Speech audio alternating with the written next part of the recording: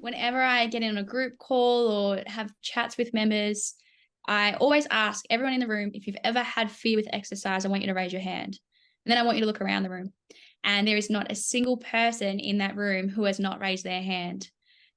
Myself included, having previously had chronic fatigue syndrome and having a very strong background in exercise, movement is scary. And I think the biggest thing too is progression is scary, especially if you've gone through multiple crashes or times where you've exercised and it hasn't worked, or someone's told you or prescribed you exercise and you've ended up worse. One of my biggest frustrations is wrongly prescribed exercise programs.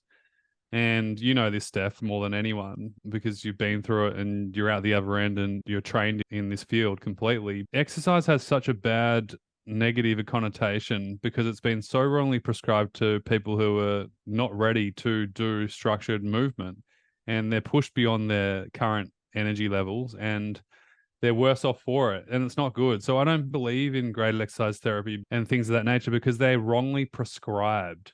Movement isn't the problem. It's the prescription of the movement that's the problem.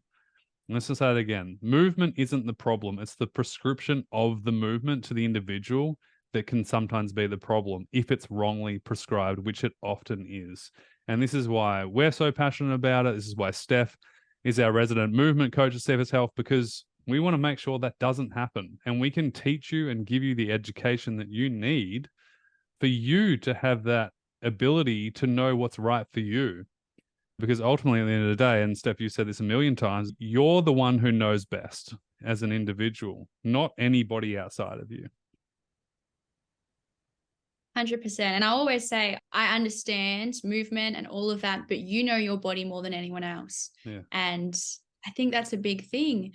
The biggest example, or the one that often people understand, is if you go to a restaurant that someone's told you to go to and they've said they've got the best food here, I want you to go there.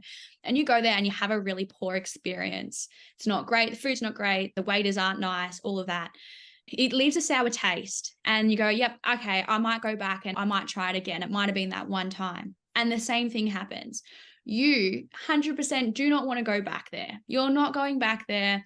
It's not great food, not great people, all of that. And unfortunately, that can happen with exercise a lot. If you've tried it too many times and it hasn't worked out, why would you bother? Yeah. So it's really teaching people that, hang on a minute, as you said, movement and exercise is not the problem. It's the prescription. And it's trying to identify that and then trying to overcome this barrier of fear that we often have with it.